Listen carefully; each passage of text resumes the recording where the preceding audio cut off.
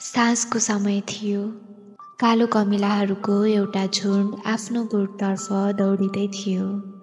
उनीहरूले दिनभर हाँगा र सुइला बोक्ने कठोर श्रम गरेका थिए र अब विश्राम गर्दै मिठो निन्द्रामा रमाउने आशमा थिए। तर एउटा कमिलाले पुरानो बोटमुनि झरेको ठुलो र रसिलो रसबेरी देख्यो। उसले तुरुन्तै आफ्ना केही साथीहरूलाई भन्यो, हेर त, यो उपहार हामीले रानीलाई लग्यौं भने पक्कै उहाँ खुसी हुनुहुनेछ। कालो कमिलाहरू रसबेरीको चारैतिर बसेर बोक्न तयार हुँदै गर्दा अचानक रुखको टोड्काबाट थुप्रै साना खुट्टाहरूको गडगडाहट सुनियो। त्यो त रातो कमिलाहरूको एक ठुलो फौज थियो, जुन तीव्र गतिमा तल झर्दै थियो।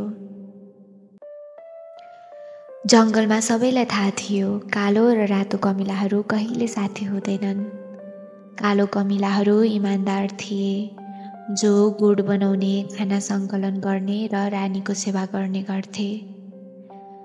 तर रातो कमिलाहरूलाई वनका डाका भनिन्थ्यो, अल्छी र लुटेरा। यद्यपि कालो कमिलाहरू शान्तिपूर्ण स्वभावका थिए। त्यस दिन उनीहरूले त्यो रसबेरीको लागि साहसपूर्वक प्रतिकार गरे। रातो कमिलाहरू धेरै थिए, तर उनीहरूबीच समन्वय थिएन। कालो कमिलाहरूको मिलेर काम गर्ने क्षमता बलियो थियो। अन्ततः उनीहरूले लडाईँ जिते। चालाकीका साथ रसबेरी काँधमा राखेर उनीहरू दौडिए। डाकाहरूले समाउन सकेन। गुडमा फर्किएपछि ती बहादुर कमिलाहरूलाई रानीले खुसी हुँदै इनाम दिइन्।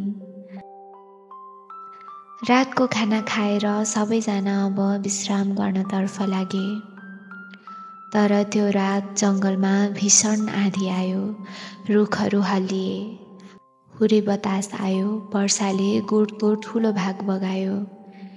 कालो कमिलाहरूको निन्द्रा अधुरै रह्यो, तर बिहानको पहिलो किरणसँगै उनीहरू फेरि काममा जुटे। त्यसै बीच दुईजना सन्देशवाहक कमिलाहरू आए। छेउको गुड नजिकै ठुलो पानीको खाल्टो छ। तिनीहरू कराए, हामीले उद्धार गरेनौँ भने धेरै कमिला र भुङ्गाहरू डुबेर मर्छन्। कालो कमिलाहरूले एकछिन पनि नसोची दौडिए। उनीहरूले लामो चौडा पात लिएर त्यो डुबिरहेको क्षेत्रतर्फ गए। पहिले तिनले आफ्ना 3 साथी कमिलाहरूलाई बचाए।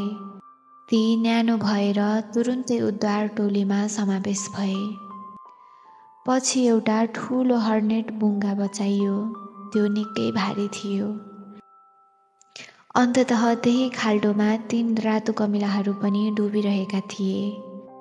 मुख्य उद्धार कमिला केही बेर रोकिए। उसले हिजोको दिन सम्झियो। त्यो रातो कमिलाहरूले उनको साथीहरूबाट रसबेरी खोज्ने प्रयास गरेका थिए। एक कमिलाले भन्यो, छाडिदेऊ, उनीहरू त डुब्नै लायक छन्। तर कमान्डरले शान्त स्वरमा भने, हामी उनीहरू जस्तो होइनौँ। जब जीवनको सवाल आउँछ, शत्रु भए पनि सहायता गर्नु नै हाम्रो कर्तव्य हो। त्यसपछि रुखका पातहरू पानीमाथि राखिदिए। ती रातो कमिलाहरू झस्किए। शत्रुबाट यति दयालु व्यवहार कल्पना पनि गरेका थिएनन्।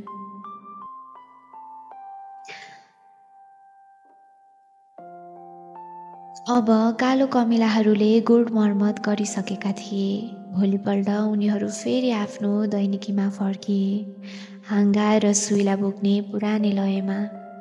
कमान्डरले सन्तुष्ट मुद्रामा आफ्नो टोली हेरिरहेको थियो। अचानक उसले फेरि केही आशंका जनायो। रातो कमिलाहरू त्यहाँ आइरहेका थिए।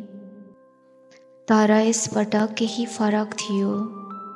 रातो कमिलाहरू निकै बिस्तारै हिँडिरहेका थिए। उनीहरूको काँधमा एउटा ठुलो पाकेको ब्लुबेरी थियो, जुन चम्किरहेको थियो। रातो कमिलाहरूले त्यो ब्लुबेरी कालो कमिलाहरूको अगाडि राखे। हिजो तपाईहरूले हामीलाई बचाउनु भएको थियो।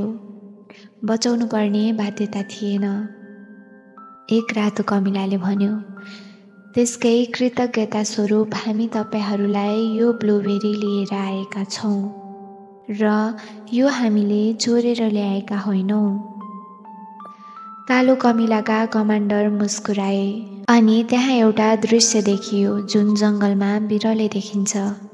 कालो र रातो कमिलाहरू सँगै बसेर रसिलो ब्लुबेरीको स्वाद लिए।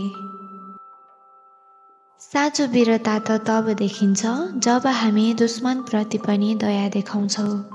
निस्वार्थ सेवा सधैँ कुनै न कुनै रूपमा मिठो फल दिइरहन्छ।